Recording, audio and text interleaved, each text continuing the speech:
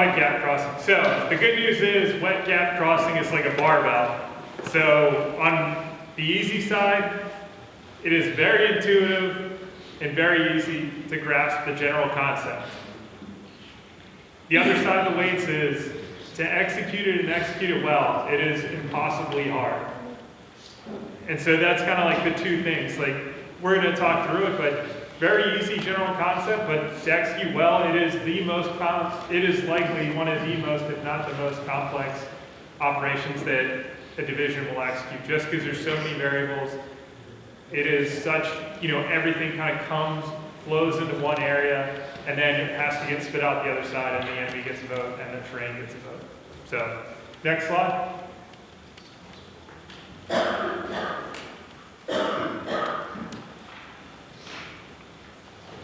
Okay, so you probably are familiar with a lot of the references up there. When you go to the actual slide deck, the Deliberate Wet Gap Crossing CACT video is a very good resource. It's hyperlinked in there, so definitely worth clicking on and watching if you want to get up to speed or get another rep in or use it as an LPD.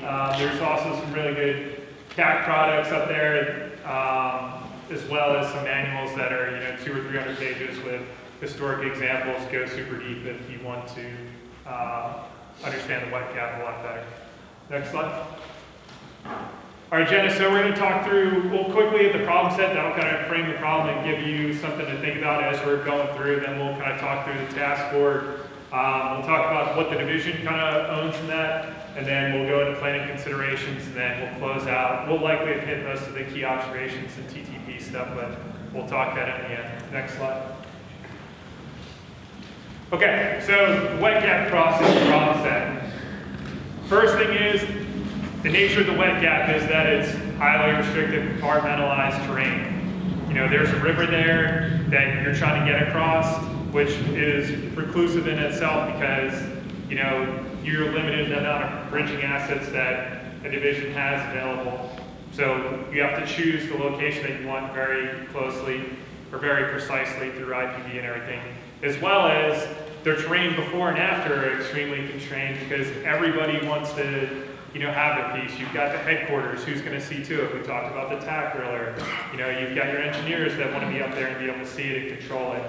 Then, the sustainers want to get up there so that they can, meet their requirements. And then you have the different forces that we're going to talk about within the task force that need to get in and out of there. So terrain management is almost an operation in an annex inside itself, without taking into consideration the enemy. When you look at friendly, so again, depending on the Op 4 commander knows he's doing his own IPV when he looks at defending, whatever area it's going to be that we're attacking into. So he's also looking at, hey, what are those locations where I'm going to be able to employ my fires, my overmatch? Again, the Op 4 commander has overmatch in the number of fires that he has and the range that he has. So, Colonel Johnson did a great job talking earlier. That Op 4 commander is going to template where we're going to set up because he knows our, just the same way we do doc temp, sit temp, event temp. He's going to do the same thing. He's going to say, hey, 28th ID, if I'm looking at them, they're likely going to come up this way. I know that their doctrine is they're going to do a wet gap crossing, so I think they're going to put their guns to support because they're going to want to range here. They're, the next unit's going to come up here, they're going to do like this, and then he's going to template all his fires to be just outside of our range when that happens. So also it's kind of the confluence of disruption zone, and then the main battle zone. So you're likely, as soon as you exit that objective, then all of a sudden, instead of having smaller, more, disruptive or counter-reconnaissance elements out there from the enemy, then all of a sudden you're getting into the DTGs and the enemy's main, obstacle area and everything. So as soon as you try to get tempo coming out of the wet gap crossing, boom, you run into the obstacle belt or you run into the next objective. So we're going to spend a decent amount of time talking about the breakout objective and the follow-on, just to kind of take some of those into consideration. Then friendly, we kind of talked a little bit about it, but there are so many things that come into play because oftentimes during the wet gap crossing during this scenario is right when you need to jump CPs. You're right at the kind of span of control and distance. So you're looking at, hey, how do I sync up CP displacement with it? You know, how long can the TAC be active and out there, as the commander was talking about earlier? How long can it sustain the fight? Where am I going to jump the headquarters to? Okay, now I got to find a new, do a new study with all the S6 people, a line of sight study, and everything else, and then put that in there. So the white gap crossing in itself is complicated, but then as well as you're also reaching the span of control for your sustainment assets, then they're going to want to jump the TSPs forward, and the BSBs are going to want to get moving so that as their unit breaks out from the objective, they can still sustain them. So the white gap itself is hard, but all the other confluence of events that occur around it just make it a million times more difficult. Next slide. All right, so the fundamentals, just like we have SCAT for offensive operations. These are the white gap essentials. You've got to read through. A lot of it's pretty intuitive there. The other, as you're reading through those, the big, some of the big things to consider. So speed. Oftentimes, divisions will try to prioritize speed getting up to the gap and through it, but speed without security and synchronization with both your fires assets and your enablers and everything, oftentimes ends up like the old Russian traffic jam where you're backed up 10K right at the bridge. So movement control plan, terrain, controlling the terrain right there. There's a bunch of other things that go to it, and oftentimes we see units defer to speed at the expense of control and efficiency getting in and out of and maintaining tempo out of the white gap crossing. Some other things to consider. So the white gap crossing, additional categories, there's hasty, which implies not a planned, deliberate white gap crossing. So deliberate is they do the plan, they do some type of rehearsal, whether it's back brief, confirmation brief, whatever it is. Hasty, they see an opportunity where the gap isn't defended or a BCT is moving out, and then they just have the freedom of maneuver to cross with their organic assets. And then the last one's retrograde. You're likely not going to see a retrograde. You will likely see the first gap will at least be deliberate, and then possibly the second one, depending on the tempo of the operation and the commander's confidence, possibly the second wet gap crossing might be hasty.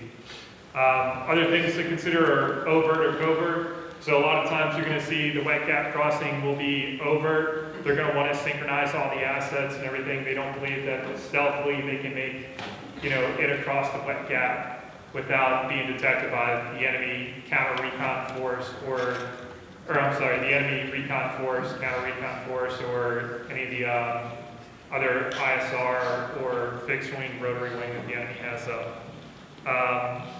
And then the last kind of categorization that you're going to see of the white gap crossing is how they're going to do it. So the doctrine that we're going to show up here is a division going across one wet gap area, so one centralized location, almost like a penetration. So obviously penetration against a narrow avenue of approach, stacking units up so that way they have enough depth and firepower as they come out with the multiple BCTs along one axis of advance to continue on. The other ones we've seen, so 4th IDE last year's wet gap, they did BCT level. So the BCTs, they had 2 up, 1 back. The BCTs, they just told them like, hey, you guys find a suitable crossing site, let us know if you need any support. And then the BCTs fought their way across their own independent crossing sites, and then division just monitored and then controlled and enabled with fires. How 28th IDE is going to do is likely going to be dependent on their commander, what they see of the situation. Big thing to remember though, just as long as they're adhering to the fundamentals, then and synchronizing, controlling, it's really up to them. In the 4th ID, how much farther past the wet gap crossing did the exercise go?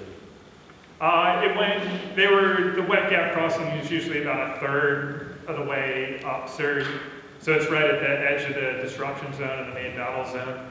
And then there's a subsequent one that's north of the major cities, sir.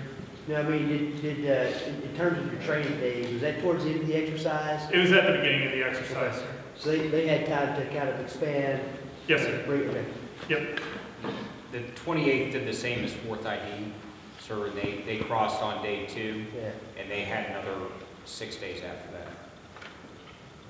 This might be a dumb question, I apologize. No, no. After they crossed, then did the wet gap become the rear and then more secure? So if the division wanted to cross over, they would have the freedom to do so?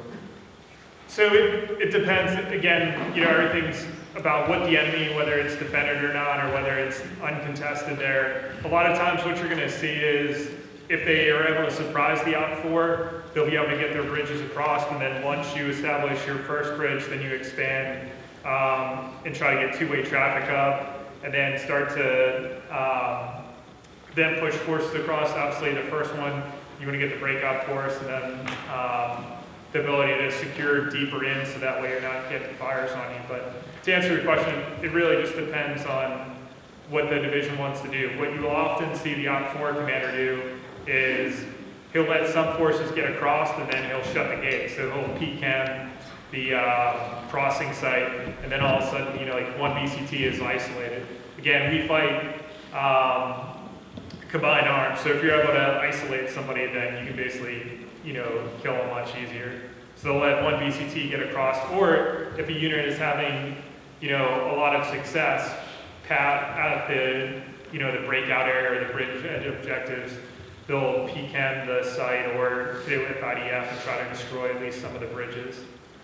But that's typically what you're going to see. You're that or a counterattack. So if you don't develop if you don't transition your collection and your fires soon enough, the OPFOR commander will likely have the feeling that you're starting to lose tempo at the crossing site, and then he'll counterattack you when you don't have a sufficient enough element on the far side of the objective, and then he'll just blow you back, and then you got to try to figure out how to get across, whether you're going to offset north or south, or, you know, continue around.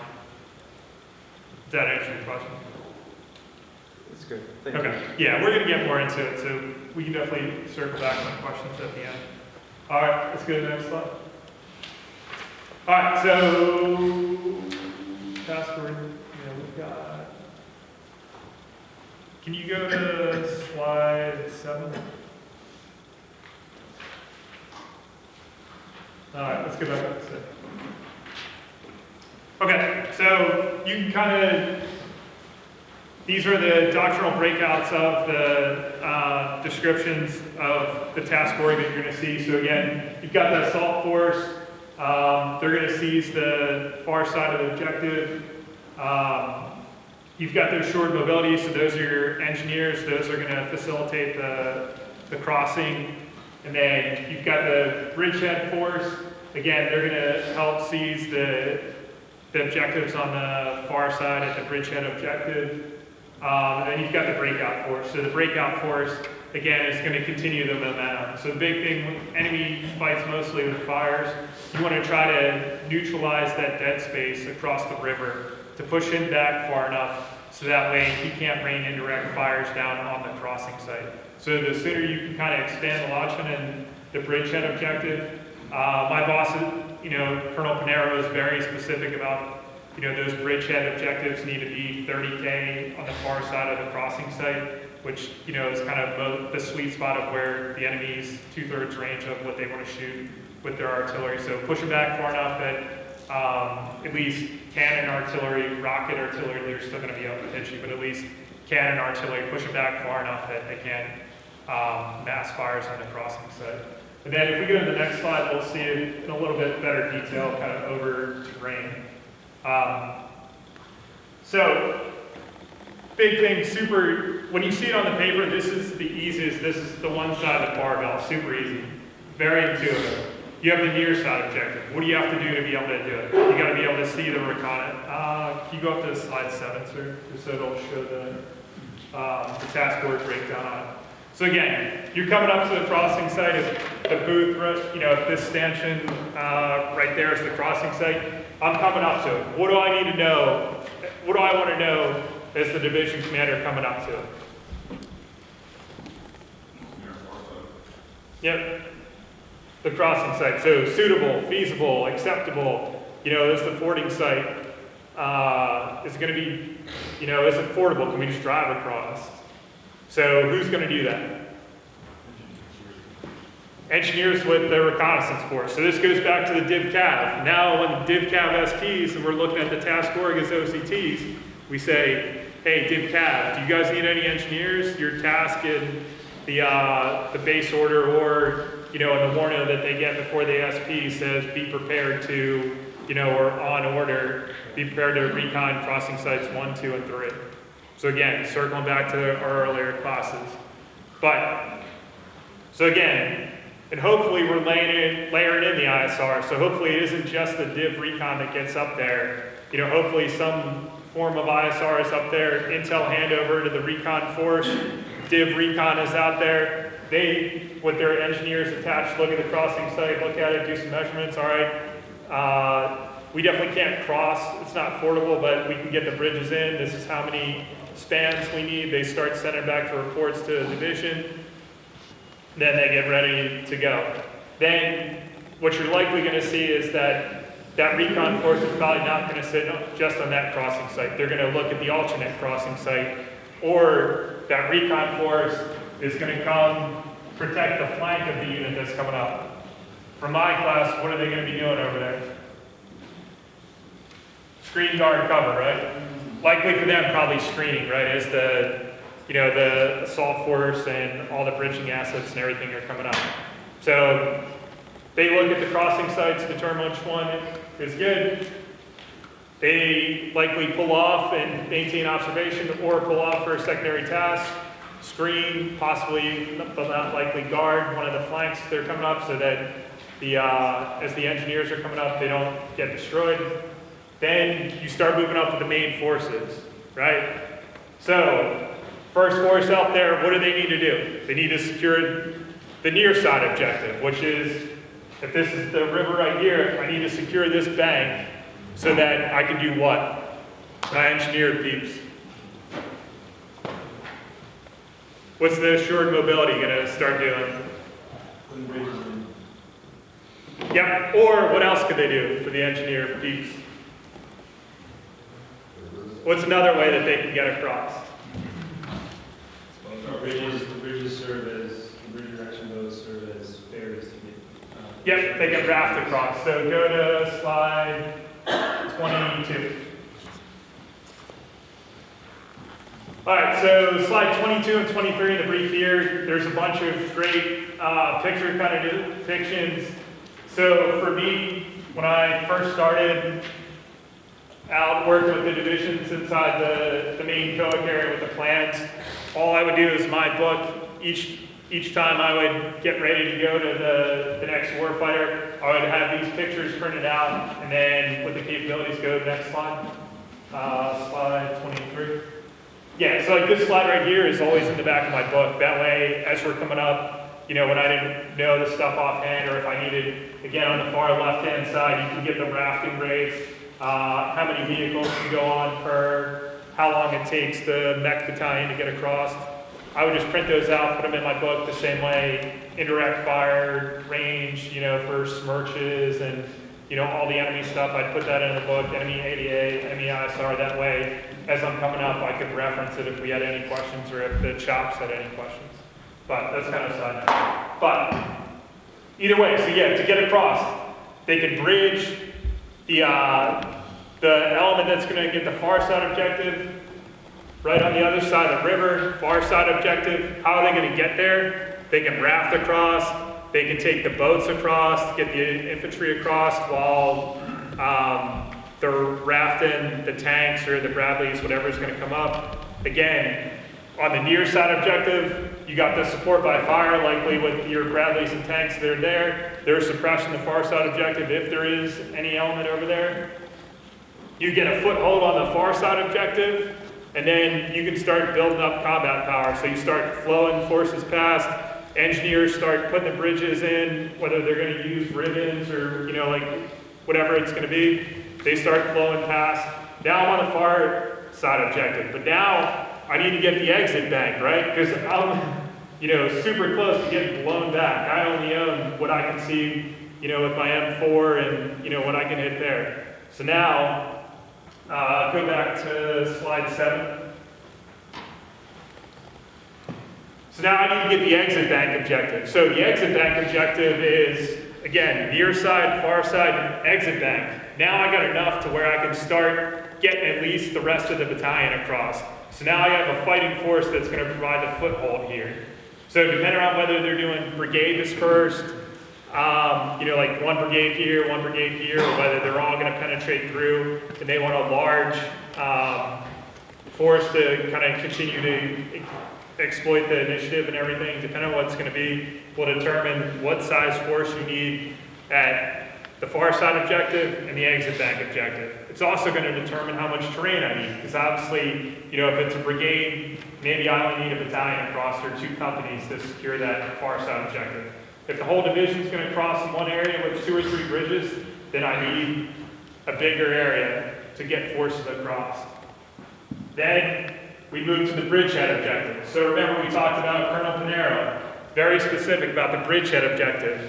Now that I've massed enough to where I'm not going to get blown back, now I want to clear the enemy's cannon indirect fire off so that as I'm starting to build the bridges up, real combat power, and then get that breakout force ready to go, I need more space. So I need to get them out of, essentially their 2/3 cannon artillery range, about 30 kilometers. So I push further off to the bridgehead objective. That means that I own 30K out, kind of key terrain from the river. Now, what are the other considerations for the other warfighting functions here? We talked about chem, right? Do we have any chemical officers here? No. But what's a chemical consideration? We just talked about it, right? Persistent chem. Yep. If I have too much initiative, or if I'm stagnated there, likely P-Chem could come up. So what do we need to start thinking about during the planning phase? The consideration of the chemical agent. Yep, that's one thing. Because it's going to stay in the area for days, weeks, and so the unit has to move into another location. Yep. What's another consideration? Clearing dirty routes. Yep, exactly. So clean dirty routes. So part of the planning you need to layer in. Again, we talked about super simple and easy. I just explained it to you guys, in 5 minutes, Ranger School style. But again, now we're starting to talk about, hey, clean dirty routes. If that site gets hit, doctrinally you're not supposed to have crossing sites within 300 meters of one another to kind of get out of that, at least the downwind, upwind of it. But there's still other considerations, right? So when are we going to transfer, when are we going to switch from one way of traffic to 2-way traffic? And then on the near side objective, go to slide 19. So on the near side objective, remember, now we're talking about the other side of the barbell. So my little Ranger School rehearsal there, super easy, but then now, this is all, everything that has to go into it. So you don't end up, every time you see this, you think Russian 40 mile, going down the same road, one to send the A-10s in. We don't want that to happen to us. So we want to maintain our dispersion. We want to have some type of control. Who's going to control the wet gap crossing? Military police. What's that, sir? Military police. Yep, they are gonna execute the control. So yep, definitely call forward areas, holding elements and checkpoints and everything. But who within the division is going to control? DCGO. Yeah, DCGO. I just have work with the ground commanders at that point. Yep. So it's going to be, and then again, so you've got the engineer, likely your engineer brigade commander up there as the lead engineer. Hopefully co-located with the DTAC, depending. We've seen divisions do different, see to it from different aspects. Some will see to from the main and not commit their DTAC. Remember with the DTAC, Colonel Payne did a good job of describing, but the DTAC isn't something that's waiting on the background, waiting on the trucks to go. Like with the 4th ID that we talked about earlier. They sent their DCGO and they pulled their best major out of the D main, along with 6 or 7 other people, and then committed them out there to control it. Now, it took a serious hit because they took the chops, the best officer that they had in the D main, out of the 50 or 60 majors there, and committed them. But It enabled them an excellent ability to control the fight, and they ended up controlling it instead of just 12 to 18 hours that we talked about. They ended up controlling it for the next 96 hours.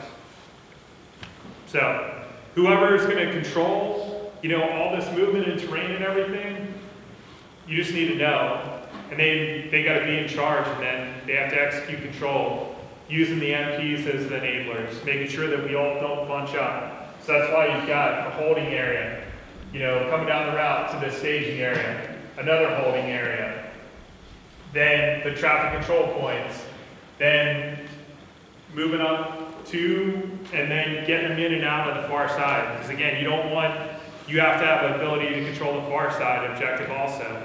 Because you don't want elements just stopping right there and plopping on the side of the road. Part of the deliberate planning process has to be clearing them off as far forward as possible within the security bubble that you have initially established. So again, the initial elements for that breakout force, or the bridgehead objective force, they're likely going to be, a little bit further in, but then there has to be a deliberate plan of when the next site gets opened up. One other key thing that we didn't talk about, we talked a lot about not wanting the enemy to mass on us, but what do we have at our disposal, or what type of military operation can we execute to prevent them so that the enemy doesn't know which crossing site we're going to use? Exactly, military deception plan. So how can we do that?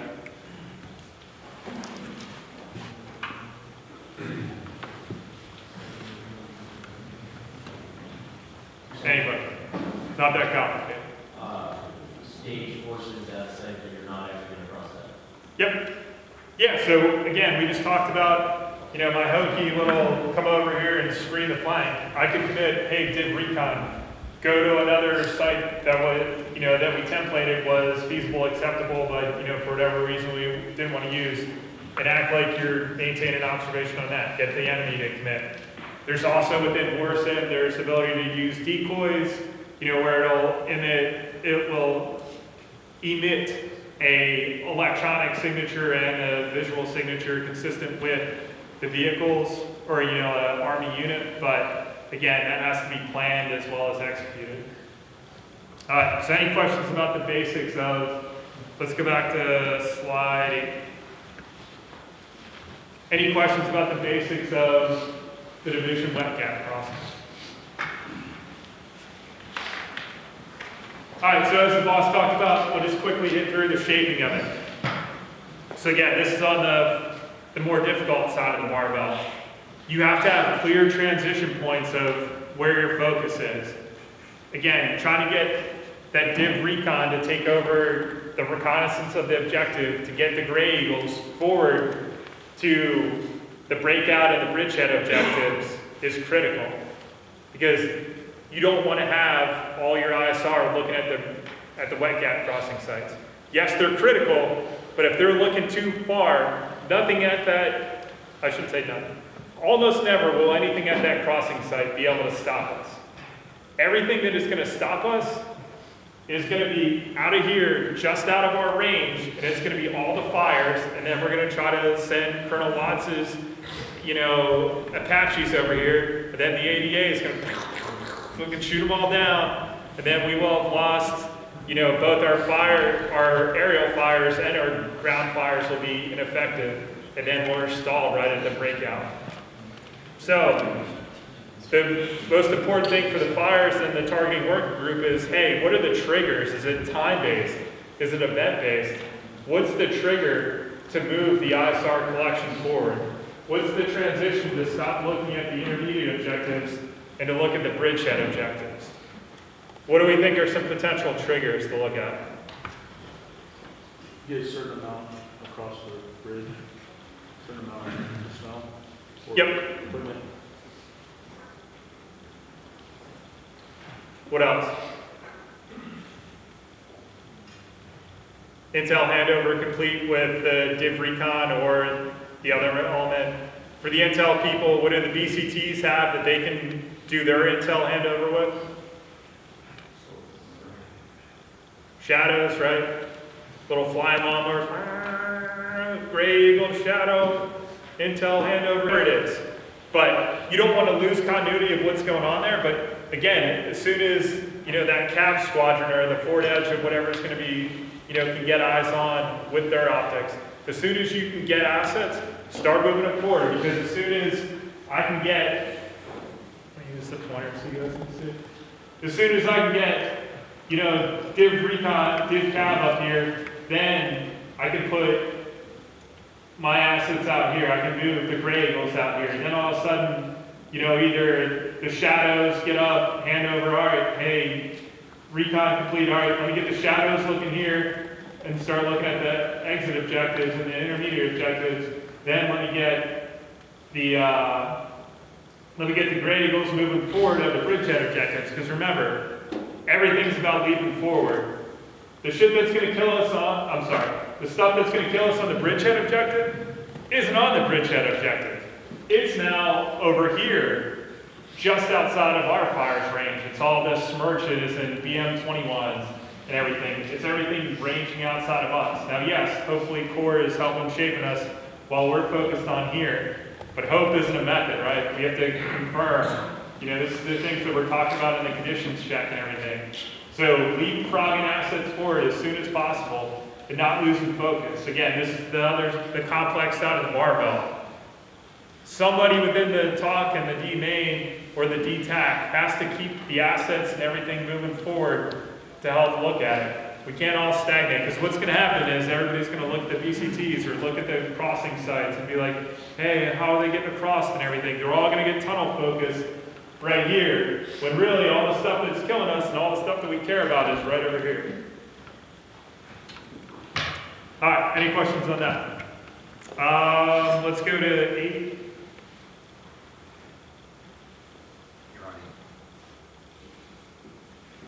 No, sorry. So we kind of already talked about this. When to employ the TAC. Does the TAC have the right leaders? Again, we talked about 4th ID, they committed their best major there, and then they had a captain working the other, 6 hours that the major needed to go down. They committed and invested in it, and then it was able to be very successful, and then it held the fight through almost reaching the the limit of advance up near the international border. Again, as we talked about, we mentioned earlier during the class tax up, battle handover. So this time also at the 3 or 4 day mark, Colonel Watts talked about, fighting 7 days, right at the 72-hour mark, right when the wet gap crossing also intersects with when everybody starts getting tired because everybody's been working 16, 18 hours. But luckily the OCTs are hopefully, working 12-hour shifts or whatever it is, so you guys are the voice of sanity, but you have to start looking at falling back on the SOPs within our PSOP or our TAC SOP and looking at it. An excellent one is, battle handover, making sure that we're not forgetting anything when we hand over from the close, hand over the close fight to the DTAC. And then clearly delineating what the DTAC's role is versus the D main. And then, as we look at, the bridgehead objective, those handover marks, are we clearly communicating between the main and the DTAC? Hey, I'm taking the sensors, I'm moving forward, you now own between this line and this line. How are they transitioning in the fight? As we talked about conditions check, same thing. Let's go slide 11 or 12 should be the conditions check slide. Yep. So again, these are products, we pulled this from one of the divisions. Hopefully within their tax op, they're gonna have it. But all these products, most of this stuff is intuitive and we kind of think through it now, but fall back on the products, hopefully for them, once they start getting extremely tired and everything and the wheels start falling off, fall back on the SOPs. These are ways to ensure across all the warfighting functions that we don't miss anything. And that's the importance of, once they do execute it, then circling back and make sure, as they're writing down, like, oh, well, EW wasn't in here, or there's some critical enabler. Also, as the OCT, making sure, hey, well, are you going to annotate that on yours and then hand it to the OPSAR major or the KM or whoever is kind of solidifying all that stuff. Simple little things like that, if you can work with them throughout the exercise, they'll come out with a million red marks, but they'll come out with an awesome product. First, if you allow them, not that you're their leader, but if you allow them to get to the end, and then they're like, all right, well, now we gotta fix the tax up, next battle drill is doing ACFT, so we'll do it on the following one, and then all of a sudden, 8 months later, and they don't have any of the updates. Let's go slide 10.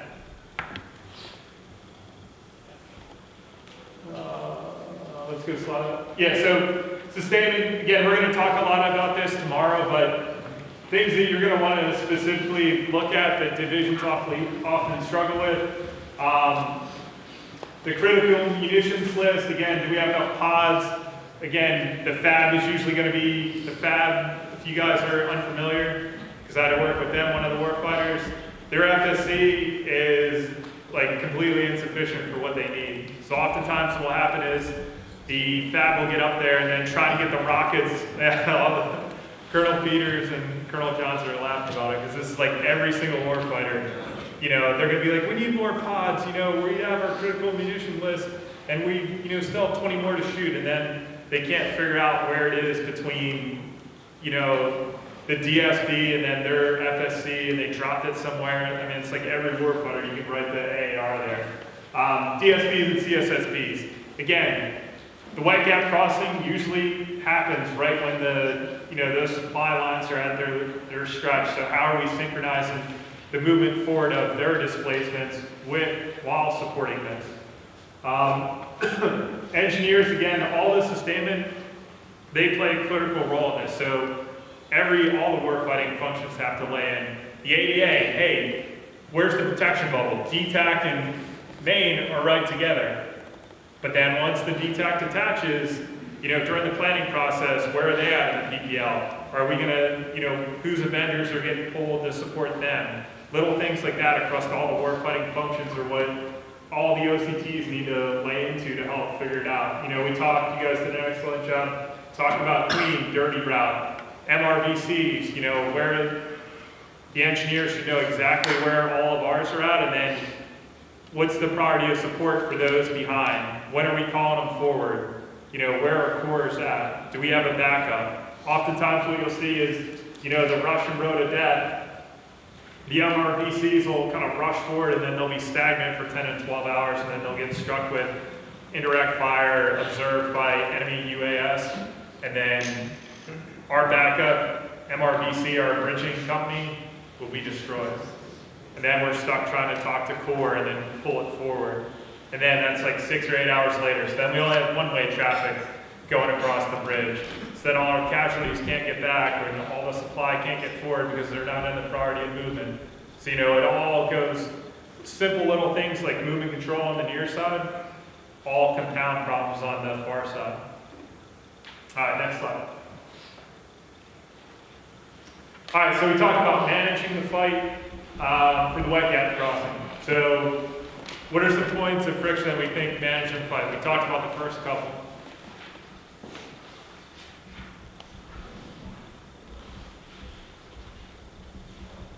From your warfighting function, what do you think? Easy answers for anybody out there. They're listed on there too.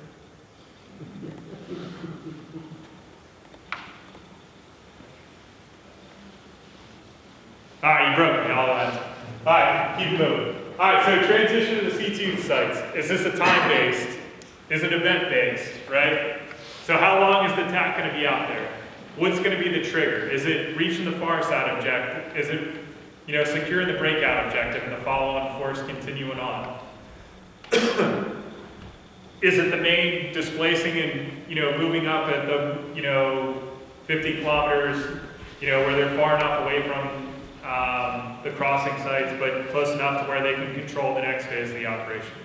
I don't know, that's what you gotta be talking about, because they will get, the training audience every time will get very canalized on the crossing sites. The good divisions will get very, focused and canalized in on the breakout objectives. The great divisions will be able to do all that and synchronize everything that's the movement of their CPs, the triggers and everything else. But a lot of times as they get tired, those are gonna be the things that slip through and get missed. Intel collection, so again, moving our assets forward and then figuring out, is the enemy gonna commit a counterattack? Are they gonna use PChems? What would be the indicators that they're gonna use PChems? Human, SIGIT, hey, load the mustard gas into the tubes, Colonel, blah, blah, blah.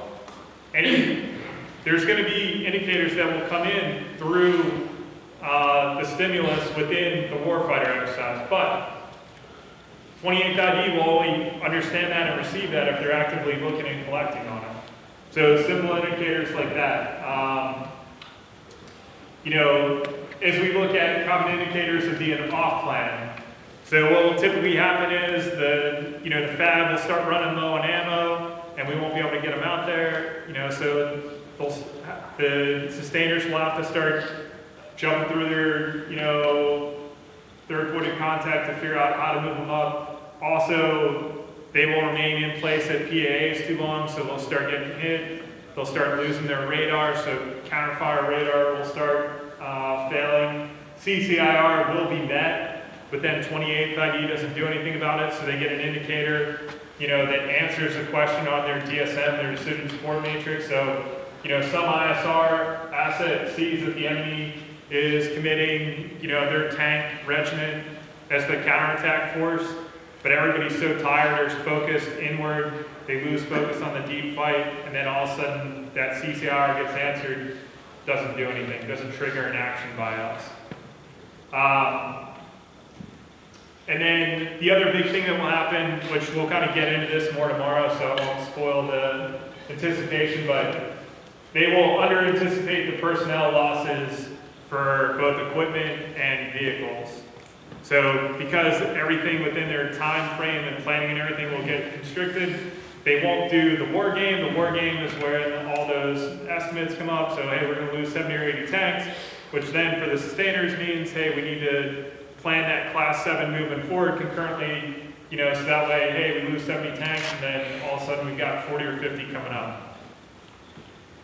But if you don't do a good war game coming in, so that's something for everybody to look at. Hey, what are your expected losses? What's the equipment replacement plan? What's going to be the priority support coming forward?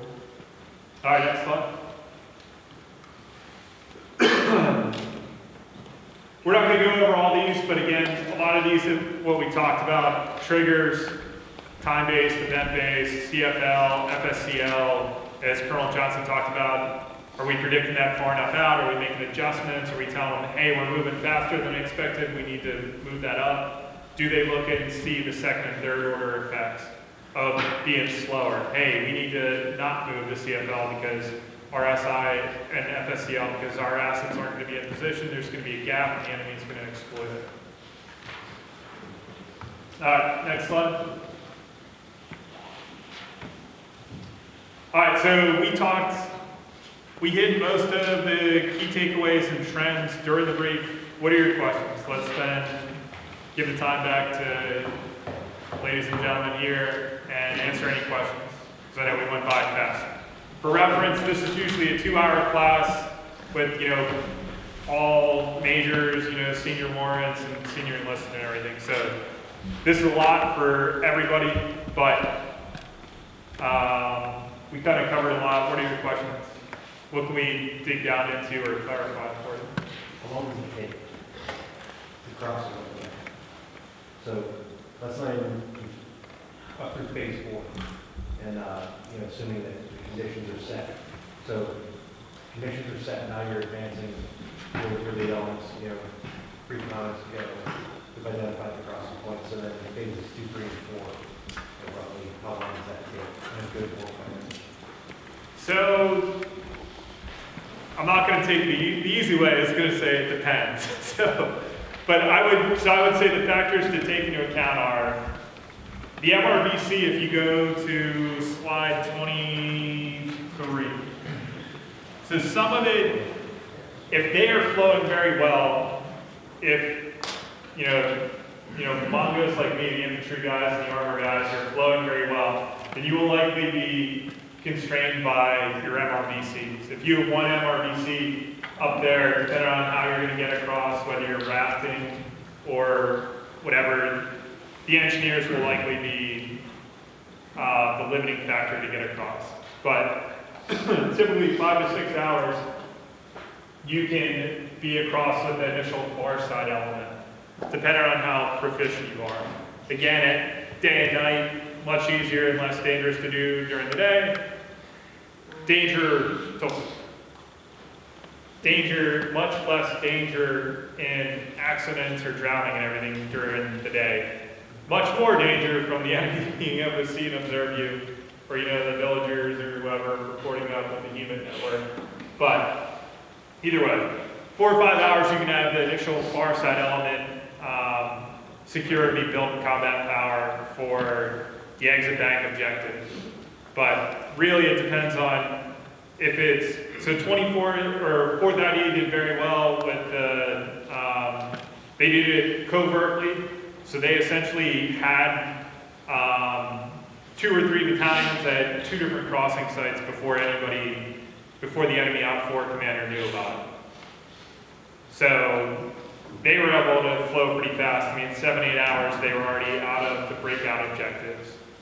But most of the time, you're typically going to see a pretty slow process because trying to get the forces across, everybody will clog up on the near side.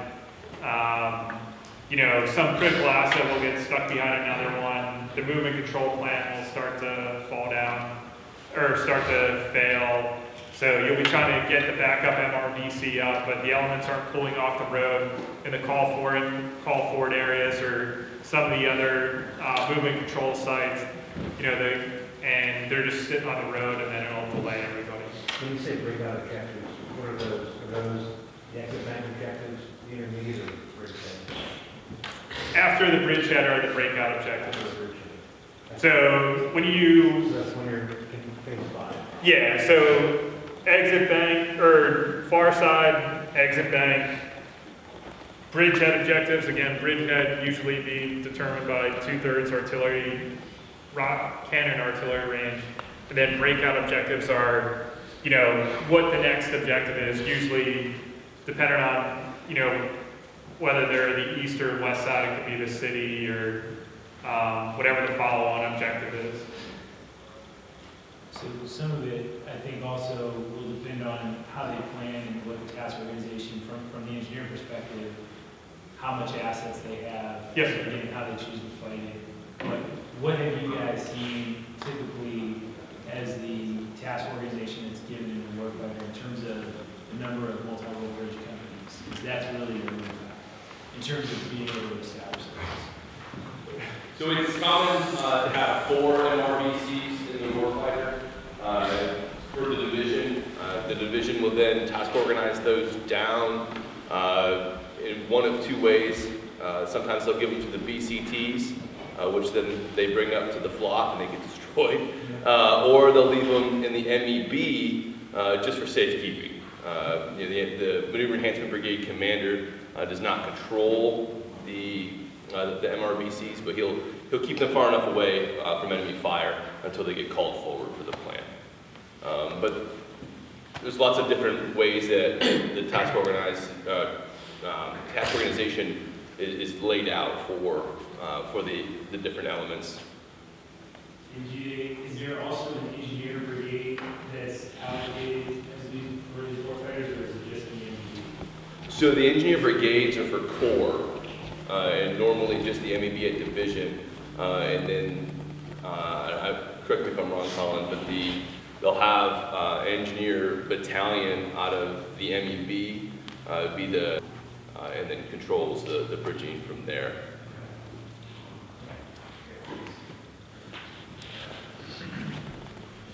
And then most of the time, the enemy has their, high priority list, and that their high value priority list. So they are also targeting us. So almost always coming up, you will lose 1 MRVC coming up to it because the enemy will find it and exploit it, knowing that that's further going to restrain us. So that's why it's important within the engineers to, be having the side conversations, and then for them to at least know where Corps' MEVs are at. Oftentimes, there's usually at least one division, again, mostly during the warfighter, it's 2 up, 1 back, and then Corps is going to commit the follow and support division to, assume either deliberately whichever division is doing the best, or reinforce the division, or regain tempo for it, whatever their commitment criteria is.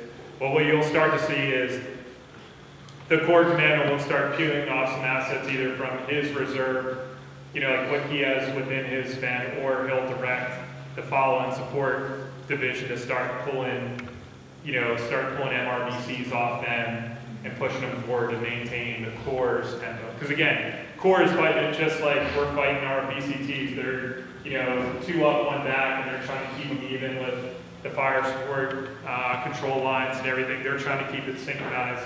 So they do want to help us, but we do have the responsibility not to get all our MRBCs destroyed before they're in place. This is to Colonel Britton. Sir, were you trying to get after, are they going to be able to fight this in one of their 12-hour plan days? Just the way that they have it.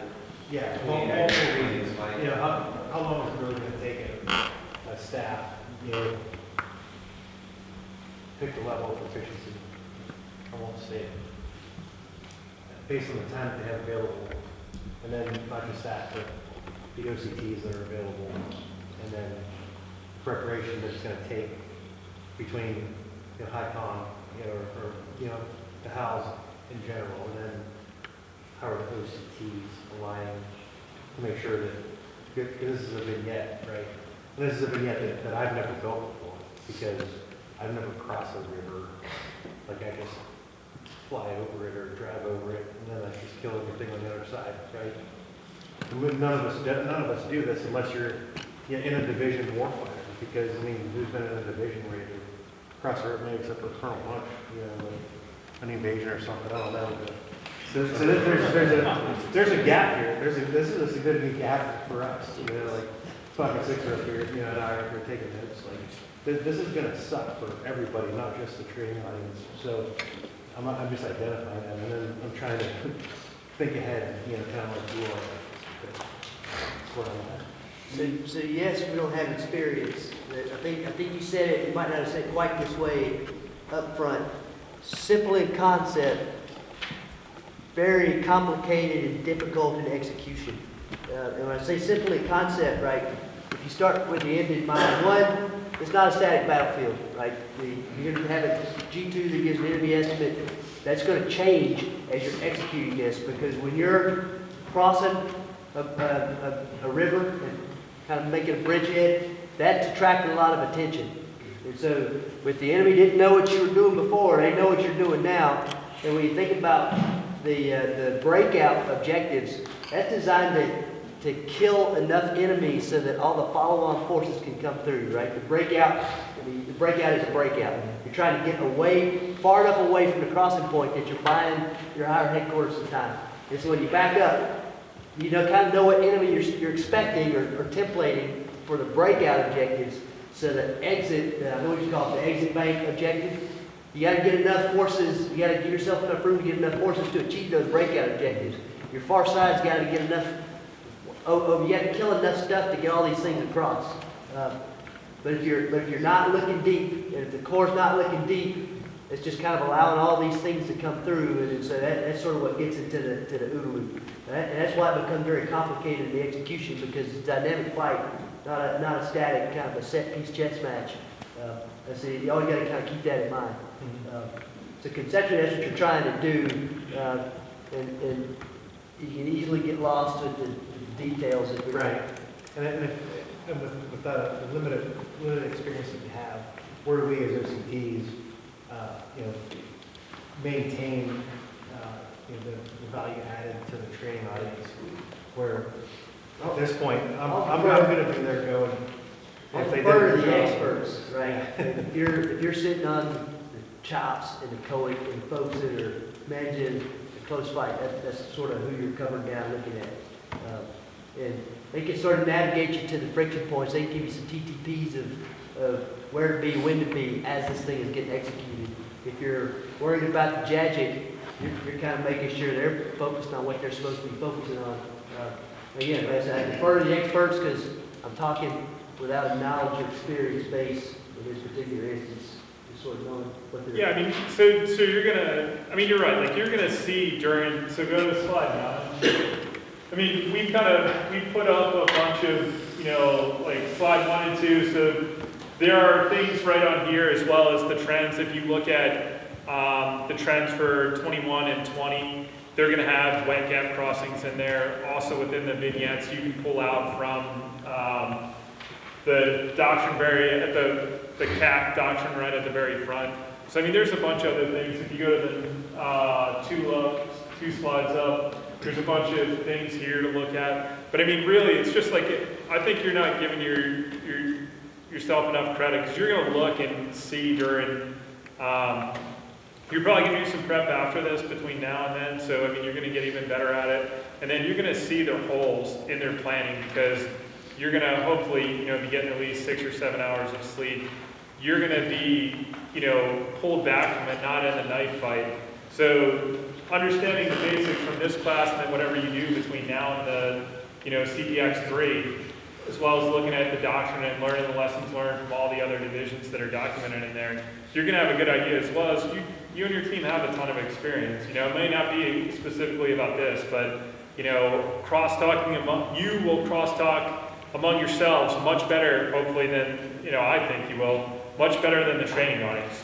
The OCTs, we can sit there and like, we'll walk over and be like, hey, you know, Colonel Boa, are they talking about this? No, okay. You know, like, boom, I got a point right there, I know. You know, hey, are we during your stand-up meetings and your architecture within the backside support and everything, you're gonna identify, talking amongst yourselves, 5, 10, 15 issues that they're not doing because they're not cross-tight. You know, going back to the beginning, those stovepipes of excellence, you're gonna identify them, you know, those cross-functional issues and points of friction. Like, there's no, you know, the engineer, DivEng thinks that, you know, the COA cones, the movement tables, you know, or the movement tables are all, I looked at it, you know, I'm your guy's engineer, OCT, they're all jacked up, they use the doctrine for it, and they think that they have 4 MRBCs, but we only have 2. You know, then you can start putting that in their OODA loop and start coaching them on it, and then all of a sudden they'll start asking questions, and then they'll identify it themselves. So I mean, you through both your study leading up to it and then the execution, as well as your coordination among the exercise, talking amongst yourselves, you're gonna have an idea. You're gonna know 85–90% chance of what's gonna happen, whether it's gonna be executed very well or, you know, it's gonna be a dumpster fire. Like, you'll know before going into hand. And you'll have your 3 or 4 things. All right, you know, sir, you'll be like, all right, I want you guys looking at this, looking at this, looking at this, looking at this, looking at this, let's collect on this, and then let's be able to talk about this during the AAR. To piggyback off that, they're going to be testing on the effectiveness of their wet gap crossing, right? You're using it as a tool to look at the systems across the division itself. So, I mean, very simply, you guys are experts at OCT, like, you know how to OCT, right? So if you're walking up there and you say, hey, they didn't do a rehearsal. I mean, you don't need to be an expert at wet gap to be like, hey, you should probably do a rehearsal on that. And that's what led to a level of desynchronization. We'll talk about this a little bit tomorrow, but when you start identifying those themes beforehand, those are broad themes. So like, you know, synchronization across the division, that's a theme you might collect against. And this would be a specific data point that you pull against it, right? Lack of rehearsals. G35 product handling. Did they have the products, some of the fighting products we're talking about? If they don't have those, again, you don't have to be an expert at wet gap crossing to look back and say, hey, they should probably have a synchronization matrix. They should probably have, you know, a timeline with this, maybe a checklist and an X check as you're going down. So there's a lot of stuff that you guys already know as OCTs that you might not be super familiar with wet gap crossing per se. And as Colin said, it requires you to kind of think back to that. But, you know, hey, are they using multiple mission command minutes? Are they talking back and forth? Those are things that you don't need. Those are OCT-isms. They're not wet gap crossing isms. If it's confusing for a lot of people, especially when we go with 28th ID, there's like immature or young officers or NCOs wrap your mind around a wet gap crossing, it's executing a breach on an obstacle that you can, distill it down for them and understanding how elements are playing together. I have one thing for you to go to. If I go back to the reference slide, which was 3, we have the TNO list there to wet gap crossing for elevation level. So that's another good place to start if you're, hey, what do I not know? Sorry, Colin. Nope, that's perfect, sir. Yeah, I mean, for me, like, I definitely wasn't an expert coming in. You know, I didn't do it when I was up on division staff or in Iraq and everything, so. But, I mean, looking at the stuff beforehand, Colonel Manners' team did an excellent job, getting us up to speed with some classes and everything, and then just putting cutting and pasting those documents out. And, like, for the first 2 warfighters, like, right before I walked up to the chops, I would legit look at, like, whatever it was, the enemy cheetah, UAS system, and I would, like, look at the range and look at it, and I'd walk up to the chops and be like, hey, I heard you guys, blah, blah, blah. Hey, I know that the range is like 330 kilometers for that. Like, what does that mean? Like, what sensor is collected on that? Where's the base station at? What does that mean to you? Should you guys be targeting the cheetah or the base station? So you don't have to have all the answers up in your head all the time. I would print out the MRBC checklist and then or the MRBC thing, and then look at it before I walked in with them or while we were in the rehearsal, and they're like, hey, yeah, we're gonna get across the whole, the whole brigade across in 2 hours, and I would just like be sitting there in the rehearsal looking at my thing and be like, oh, well, on here it says it takes 5 hours to get the assault force across. I'd be like, well, I write that down. Hey, like, your movement tables are wrong. Like, according to the doctrine, like, why are you seeing that? Or, like, asking the leading question, like, hey, what movement tables are you looking to say that you can get the whole brigade across in 2 hours? And then be like, well, I don't know, brother. Hey, between you and I, the doctrine says you need 5, so I don't know, maybe you need to go back and talk to the div eng, and then they'd go back to talk to the div eng.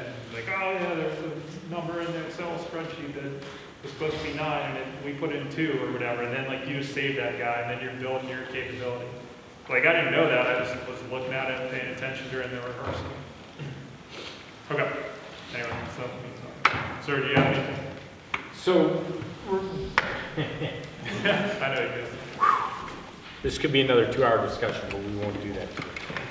At the end of the day, we give them almost this identical brief, you understand? When we do academics, we go over all this. We do wet gap breakouts and everything else, and they're still gonna miss stuff. It's human nature. I mean, it just is. Again, it's something they have never done, so it's very hard to plan for and replicate something you haven't done. This goes back to the CAB type discussion. But the big thing is try and help them shape realistic times to do things, you know what I mean? And try to make them understand the space that this will take.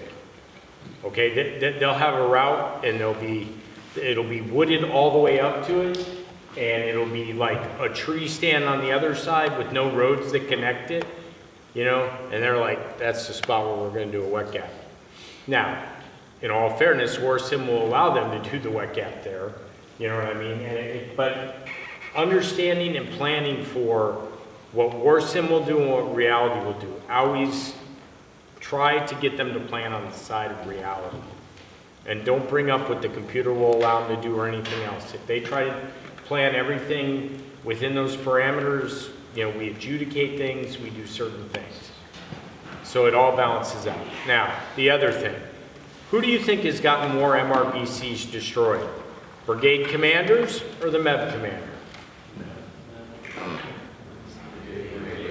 Brigade commanders. Why? Because they want it to be right up front where they can use it and where I can get at it right away and on, and they become a magnet. So the OPFOR is looking for that, right? So when we're flying our ISR, we'll fly it right where we're going to do something. It's like we got to, I'm proofing the route with my ISR. I'm just going to fly that bad boy right over there. Then I'm not having to loiter and do loops where I'm going to do my wet gap crossing. So you have these two little ISR things, and he's got eyes on him, you know what I mean? It's not like he has a magic screen or something. The same limitations that the Blue 4 has, the Op 4 has in the computer. They don't have anything magical that tells them more information than they can collect. Okay? So, the ISR plan, does it support the wet gap? Would you do that in real life? Well, some people would, but it's not prudent, right? So just like I say, try to coach them to what makes sense, what they would really do, and how they would really execute things. If you were going to do this, you would rehearse this, right? I mean, we did this for anybody in 2CR? We did Dragoon Ride, we crossed the bridge. You know who built the bridge? The Poles. Because we didn't have enough bridging assets in Europe. So the Poles built the bridge. You know how long it took them? You don't, but I'm going to tell you. It took them like 7 hours to build that bridge. And they had rehearsed it, they had done it. But, it was all loaded on trucks. It's got to be, I'm just trying to make you understand the scope and scale of this. It's all on trucks. They have to, and this was a pre-prepared site. They're like, yep, that's the site we're going to use. So for how many weeks ahead of time were they monkeying around with that site? You know what I mean? These guys are driving up there, a couple of scouts were like, yep, this is good, this is the spot, we're going to do this at, and you got to prep that site, you got to get it, and then they got to get the bridges off the trucks, they got to get them out there, and then nobody ever brings up, what is the maintenance on the bridge? How many hours a day is there maintenance on the bridge after you put it up? Or how often does whatever have to be checked? You know what I mean? These are just crazy second, third order effects. But when they start talking about we're going to do this, that, or the other thing, it's like, the book says this. Let's kind of plan on what the book says, and then we'll go from there. And that's where the div engineer, and especially if the div engineer hasn't done this before, you gotta have a team that's helping shape what he's saying and how he's saying it, so everybody gets a clear picture. This isn't easy. This is a deliberate operation. I know we're beating the heck out of this horse, but this is where there'll be a lot of friction. And if they don't make it across the wet gap, what happens to the warfighter? Kind of ends at the river, right? So there's a lot of friction out there in this world. And the wet gap, I'm here to tell you, is 80% of it in the warfighter. So bringing everything they have to bear, being able to get an initial force to the other side, push out to those positions, get those positions set, and being able to move follow-on forces that can push further so that they can bring the other stuff across. And then where's all that stuff staging? Again, in the computer, it'll let you plop down little bubbles here and there and do whatever you think you need to do. But in reality, there's doctrine to how far back this stuff has to be. And it's MET dependent, I got it. But, just help troop lead them through that if they're not thinking about it. And Major Hamill's spot on when he says, nobody can remember all that stuff unless you've done this repeatedly, right? So, have a cheat sheet, have something, and you can show it to them. Because it came right out of doctrine. Make sure you have the reference on it too, so they could look it up or pull it. You know what I mean? But it is an emotional event. It's fun to watch too. And then you'll have a unit that finds a bridge that's somehow worse, that's still out there and worse in. And then next thing you know, they've got everybody in God converging on this one bridge that they happen to find that was still intact, trying to get across it.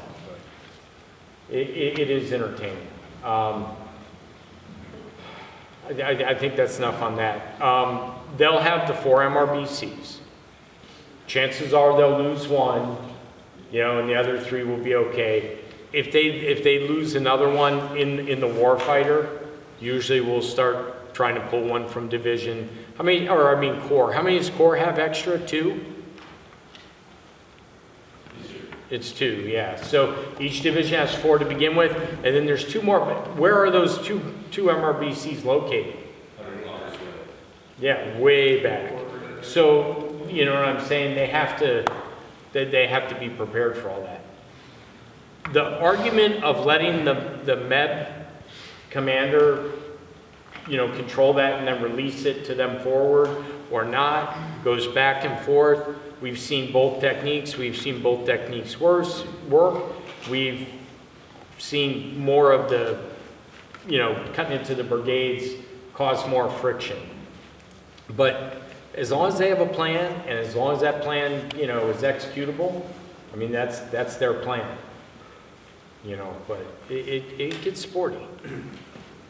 Yeah, so I'm not asking any of you to be an expert on the wet gap crossing for a few reasons. I want you to be familiar with it, partly for your own professional development. There's a good chance a lot of you will wind up on division staffs one day. And so coming into it with a few reps and sets, having watched the division struggle through it, and being familiar with the doctrine that underlies what a wet gap crossing is going to be helpful.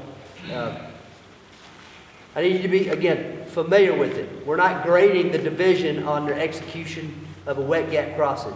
It kind of sounds counterintuitive. If I'm speaking out of turn, you guys can kind of re-vector me here. The wet gap crossing provides a context, right? It helps that division commander achieve training objectives. If I wanted to grade them, I'd have the headquarters, I'd have all their subordinate units, I'd have them out actually executing a wet gap crossing, and I'd have them run through it dry, I'd have them walk through it, and then I'd have them do it contested. I'd build a training event that actually made them execute that. This is about training the division staff. Why the wet gap crossing? Well, one is, Colonel Manners alluded to, at least 2 of the numbered war plans, you're going to be executing a wet gap crossing in a 2-way live fire situation, right? So it's important that we kind of have some baseline of knowledge of how to do a wet gap crossing.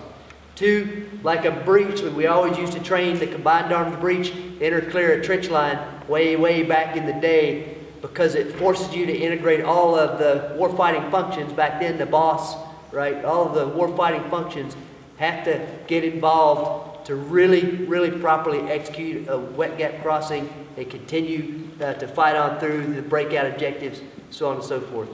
So it gets everybody in the game, and it requires such a high degree of synchronization that it exposes and allows you to see whether the division is executing all their processes that integrate and synchronize the staff, and whether they're focusing on the right things or not. So is the division looking at the deep fight, or are they all looking at the shiny object right there at the breach and allowing all those things that want to kill us to come from out of sector into sector, and then we lose everything in the breach? Does the PChem magically show up? So are they looking at scenes? Are they managing friction points? Are they doing all those things?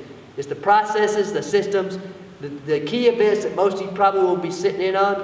And again, if I'm wrong, the MCTP folks can come after me and say I'm wrong.